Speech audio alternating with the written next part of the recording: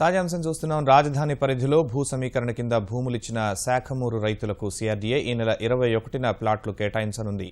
Tulluru CRDA కార్యాలయంలో ప్లాట్లకు సంబంధించి రైతులకు పట్టాలు అందించనున్నారు. 1580 మంది రైతులకు 1518 ఎకరాలను సిఆర్డీఏ అప్పగించనుంది.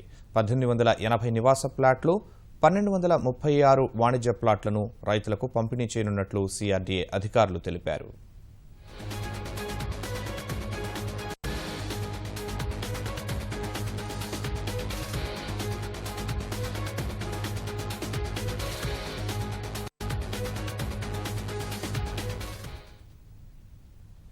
రాజధాని పరిధిలో భూ సమీకరణ కింద భూములిచ్చిన శాఖమూరు రైతులకు సిఆర్డీఏ ఈ నెల 21న ప్లాట్లు కేటాయించనుంది.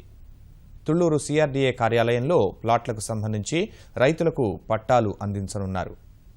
1580 మంది రైతులకు 1518 ఎకరాలను సిఆర్డీఏ అప్పగించనుంది. 1880 నివాస ప్లాట్లు, 1236 వాణిజ్య ప్లాట్లను రైతులకు పంపిణీ చేయనున్నట్లు సిఆర్డీఏ అధికారులు తెలిపారు.